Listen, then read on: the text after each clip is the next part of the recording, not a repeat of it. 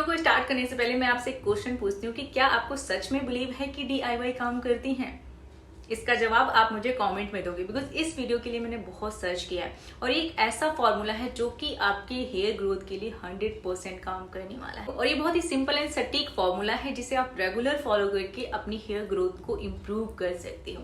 तो चलिए वीडियो को स्टार्ट करते हैं। Hi everyone, welcome back to my YouTube channel. I am Sonali Singh. अगर आप मेरे चैनल पे पहली बार आए हो तो please subscribe to my YouTube channel and press the bell icon. और वीडियो अच्छा लगता है तो वीडियो को लाइक जरूर करें। आज की इस वीडियो में मैंने आपके मोस्ट रिक्वेस्टेड टॉपिक को पिक किया है। आप लोग ऑलवेज कमेंट करते हो कि दी हमारे बाल बहुत झड़ रहे हैं, बाल हमारे बढ़ नहीं रहे हैं, बालों को बढ़ाने के लिए कुछ बताइए, लंबा करने के लिए कुछ बताइए, या हमें अपनी रीग्रोथ करनी है। तो आप सबका जवाब एंड सबका सॉल्यूशन आज की इस वीडियो में है। इससे बेस्ट अगर मैं कहूं कि मेरे पास कुछ है तो नहीं है। अगर आप इसे फॉलो करते हैं तो आपको इसका रिजल्ट खुद ही देखने को मिलेगा। देखिए, मैं ये भी नहीं कहती कि आप डायरेक्टली मुझ पे बिलीव करके इस DIY को फॉलो कर लीजिए। जो भी इंग्रेडिएंट हम इसमें यूज करें, सबसे पहले आप उनके बारे में सर्च कर सकते हैं, उनके बारे में अच्छे से पढ़ सकते हैं। उसके बाद अगर आपको लगता है कि ये DIY यूजफुल है, बेनिफिशियल है, अगर आपका दिल कहता है कि आपको इसे यूज करना चाहिए, तो आप इसे कंटिन्यू कर सकते हो। बिकॉज मेरे हिसाब से तो जो भी इंग्रेडिएंट हम इसमें यूज करें वो साइंटिफिकली प्रूव है कि वो आपके हेल्दी हेयर के लिए, आपके लंबे बालों के लिए और हेयर फॉल के लिए काफी बेनिफिट। साइंटिस्ट ही नहीं कहते, जो भी हमारे पूर्वज थे, या आयुर्वेदा में भी इसका यूज होता है। और हमारी दादी नानी भी इसे अपने बालों पे, बालों को स्ट्रॉन्ग बनाने के लिए, बालों को लंबा करने के लिए या हेयर फॉल के लिए इसका इस्तेमाल करती थी। तो बस वही फॉर्मूला आज मैंने क्रिएट किया है, आपके साथ शेयर किया है। लेकिन मैं आपके साथ दावा कर सकती हूँ कि अगर आप इसे भरोसे के साथ यूज करेंगे तो ये आपके बालों पे पक्का काम करने वाला है। बिकॉज ये आपके बंद फॉलिकल्स को ओपन करेगा। जब हमारे फॉलिकल्स बंद हो जाते हैं या छोटे हो जाते हैं, श्रिंक हो जाती हैं, तो उनमें से पतले बाल निकलते हैं या फिर उनमें से बाल निकलते ही नहीं। और यही रीजन है कि हमारे बाल झड़ते तो हैं, बिकॉज जब पोर्स बंद हो जाएंगे तो उन्हें न्यूट्रिशन नहीं मिलता तो वो गिर जाते हैं, लेकिन हेयर ग्रोथ नहीं होती और बाकी के जो बाल हैं वो भी लंबे नहीं होते हैं। तो बस हमें उन पोर्स पे काम करना है, हमें अपने फॉलिकल्स को ओपन करना है, जिससे हमारी हेयर ग्रोथ भी हो और नए बाल भी हो। इसे क्रिएट करने के लिए हमें सबसे पहले 2 टेबलस्पून मेथी लेना है। मेथी में विटामिन A, C, K पाया जाता है, folic acid, calcium, potassium, iron, protein, यानी कि वो सप्लीमेंट जो कि आपकी हेयर ग्रोथ के लिए सबसे ज्यादा बेनिफिशियल। नेक्स्ट हम लेंगे 4 टेबलस्पून राइस। राइस हमारे बालों को लंबा करने के लिए, बालों को मजबूती देने के लिए, हेयर फॉल को कंट्रोल करने के लिए, बालों को नरिश करने के लिए, बालों को स्मूथ करने के लिए, स्ट्रेट करने के लिए कितना बेनिफिशियल है वो आप सभी जानते हैं। तो थोड़े से राइस ले लीजिए एंड देन हम लेंगे कुछ करी लीव्स।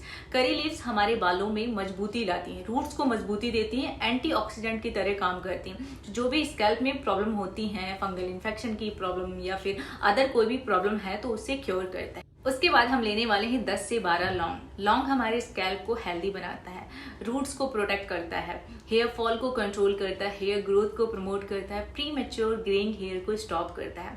तो सबसे पहले आप एक कंटेनर लीजिए, उसमें चावल, करी लीव्स एंड मेथी को डाल के थोड़ा सा वॉश कर लीजिए, ताकि उनमें जो भी पॉल्यूशन वगैरह है या जो भी प्रिजर्वेशन यूज किया जाता है उनमें वो अच्छे से रिमूव हो जाए। वॉश करने के बाद हमें इस पानी को पहले रिमूव कर देना है।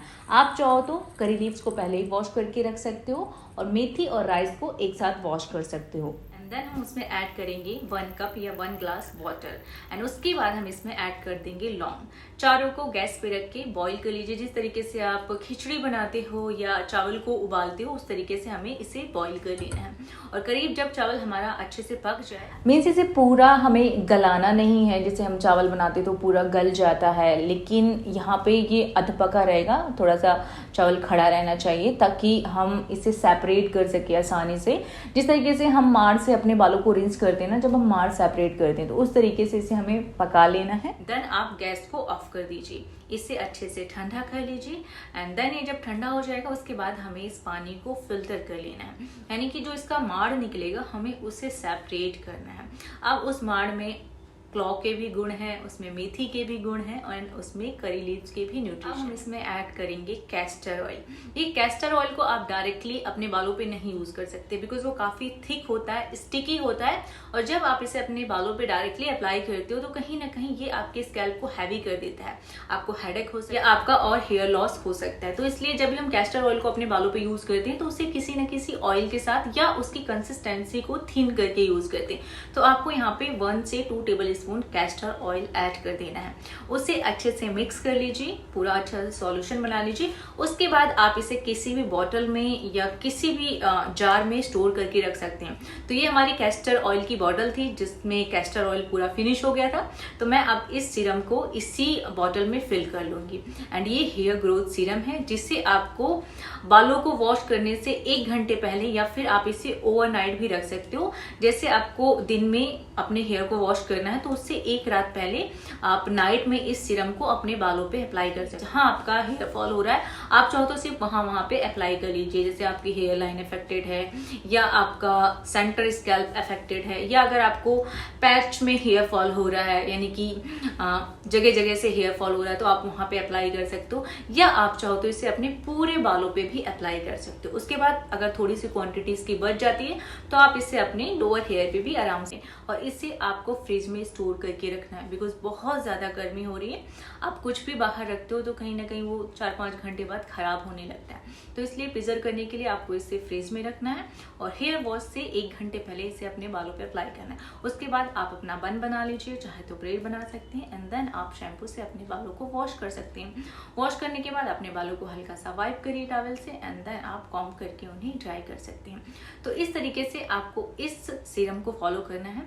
ये बहुत ही अमेजिंग सीरम है। आपने जैसा इंग्रेडिएंट पे गौर किया होगा कि जो भी इंग्रेडिएंट हमने यूज करे, आप डर्मेटोलॉजिकली देखें या साइंटिफिकली देखें या आयुर्वेदा में देखें, कहीं ना कहीं इनका यूज आपके बालों के लिए होता है। आप बेफिक्र होकर इस सीरम को फॉलो कर सकते हैं। तो थोड़ी क्वांटिटी में इसे प्रिपेयर करें ताकि आप इसे समय रहते खत्म कर दें। उसके बाद आप दोबारा से इसे प्रिपेयर करके रख सकते हैं। आप विंटर में इसे यूज करेंगे तो आप आराम से 1-2 हफ्ते के लिए प्रिजर्व करके रख सकते हैं। ये थी हमारी DIY hair growth serum video जो कि आपके लिए काफी बेनिफिशियल होगी। तो आई होप कि वीडियो आपको पसंद आया हो। वीडियो को लाइक जरूर करें, कमेंट करके बताएं कि वीडियो कैसा लगा। कुछ भी डाउट है तो आप क्लियर कर सकते हैं। वीडियो अच्छा लगा है तो फ्रेंड के साथ, फैमिली के साथ शेयर जरूर करें। चैनल पे नए हैं तो चैनल को सब्सक्राइब करके बेल आइकन जरूर प्रेस कर लें। Thanks to watchful video. Love you all, bye bye.